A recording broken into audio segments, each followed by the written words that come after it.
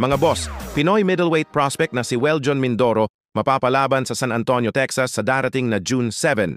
Makakalaban niya ang matigas na Mexican fighter na si Omar Ulises Munguia. Meron itong kartada na 8 wins, no losses, 1 draw and 6 by knockouts. Kilalang matigas na boxer itong si Omar, mga boss. Pero base sa ating pananaliksik, isang inactive boxer itong si Omar, taong 2021 pa ang kanyang huling naging laban. Kaya mukhang madali-dali lang ito iligpit ni Weljon Mindoro sa darating na June 7. Samantala, laking pasasalamat ni Weljon Mindoro sa kanyang mga followers dahil muli na naman nadagdagan ang kanyang tools monetization ng kanyang FB page. Ang ibig sabihin niyan, mga boss, maari nang kumita ng pera ang FB page at personal account ni Weljon Mindoro, at hindi nga po maipagkaila na marami rin talaga ang na-inspired sa ginawa ni Cuadro Alas bilang kauna-unahang Pinoy boxer vlogger na sumikat ng todo sa Pilipinas. Di lamang yan, mga boss, nagkaroon pa ng mga sponsor itong si Casimero sa ngayon.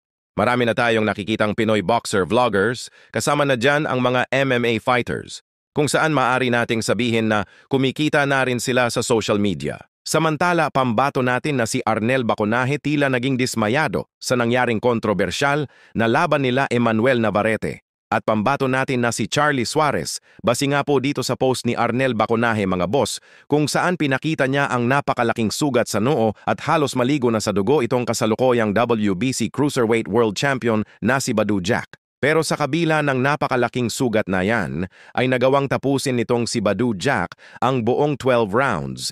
Ganon din ang naging laban ni Team Chu kontra sa matangkad na mama na si Sebastian Fundora, kung saan sa round 3 palang wasak na agad ang noo nitong si Team Chu.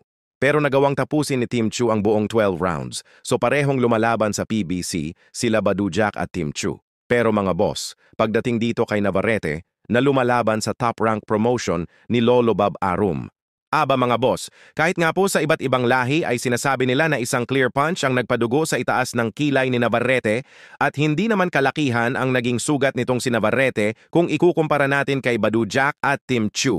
Pero ayon, tinigil ng doktor dahil sa maling tawag ng referee, at ang masaklap nga po dyan, natalo si Charlie Suarez dahilan upang mapakomento si Arnel Baconaje na top rank boxing business.